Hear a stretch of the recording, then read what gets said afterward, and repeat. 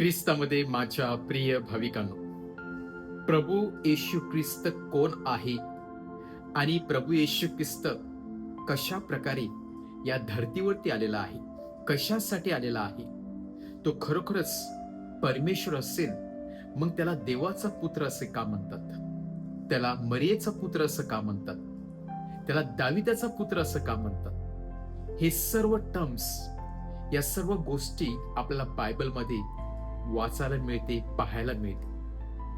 आणि या सर्व गोष्टीमुळे कधी कधी शिष्यांच्या मनामध्ये फार कन्फ्युजन होतं. शास्त्री, परुषी, जे त्यांना शास्त्राचं ज्ञान होतं ते देखील या गोष्टीबाबत कन्फ्युज होते. त्यांच्या मताप्रमाणे परमेश्वर डिरेक्टली आपल्या धर्तीवरती यायला पाहिजे.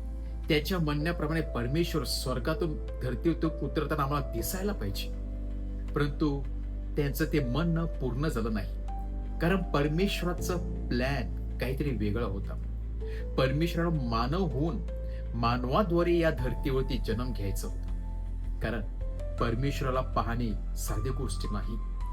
परमेश्वराला पाहणे म्हणजेच सूर्याच्या बाजूला जाऊन स्वतःला भस्म करण्यासारखं आहे. आणि म्हणूनच परमेश्वराने मानवातर्फे या धर्तीवरती प्रवेश केला.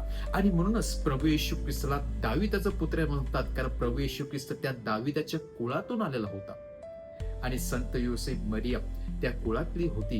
आणि म्हणूनच त्याला दाविदाचा पुत्र असे म्हणतात, त्याला मनुष्याचा पुत्र असे म्हणतात.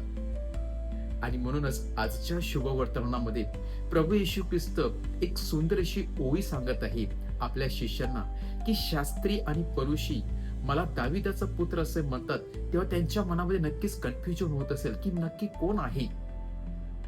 आणि तेव्हा लोकांच्या मनामध्ये कुतूहल निर्माण झालं. ते प्रभू येशू ख्रिस्ताचं म्हणणं बारकाईने ऐकू लागले. जरी त्यांना परमेश्वर कोण आहे, प्रभू येशू कोण आहे 100% माहिती नव्हतं, तरी सुद्धा ते प्रभू येशू ख्रिस्ताच्या वचनाकडे लक्ष देऊन ऐकत होते. काही काहींना त्यांचं म्हणणं पटलं. आपण परमेश्वर कोण आहे हे कधीच 100% ऐकू शकणार नाही, 100% जाणू शकणार नाही. कोणालाही या धर्तीवर असताना 100% परमेश्वराचा अनुभव येऊ शकत नाही, कारण आपण मानव आहोत, पापी आहोत आणि आपलं काहीतरी लिमिटेशन आहे.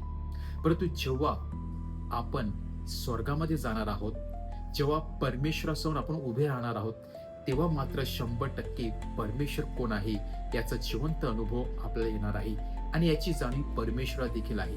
परंतु परमेश्वर या 100% मधून कधी कधी 0.5%, 1% वेगवेगळ्या प्रकारे आपल्याशी संवाद साधण्याचा प्रयत्न करतो.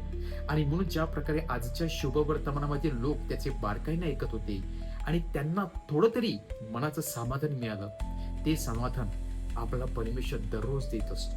जेव्हा आपण त्याचं वचन ऐकत असतो, जेव्हा आपण प्रार्थनेमध्ये प्रभू येशूशी संवाद साधण्याचा प्रयत्न करत असतो, जेव्हा आपण सेवेद्वारे परमेश्वराची प्रीती करण्याचा प्रयत्न करत असतो, तेव्हा परमेश्वर थोडासा अनुभव आपल्याला देण्याचा प्रयत्न करतो. तो कुठे दूर नाही, तर तो आपल्या जवळच आहे. वेगवेगळ्या तऱ्हेने आपल्याशी संवाद साधण्याचा प्रयत्न करत असतो. फरक एवढाच की परमेश्वर डिरेक्ट येऊन आपला बोलू शकत नाही, कारण तो सूर्यापेक्षाही तेजस्वान आहे आणि आपलं लिमिटेशन आहे. परंतु आपण आपल्या मानवी रूपाप्रमाणे त्याच्यावरती विश्वास ठेवण्याचा प्रयत्न करूया. आजच्या शुभवर्तमानामध्ये ज्या लोकांनी त्याच्यावरती विश्वास ठेवला, त्याचं वचन बारकाईने ऐकलं, त्या लोकांप्रमाणे विश्वास ठेवून परमेश्वराचं वचन बारकाईने आपण ऐकण्याचा प्रयत्न करूया.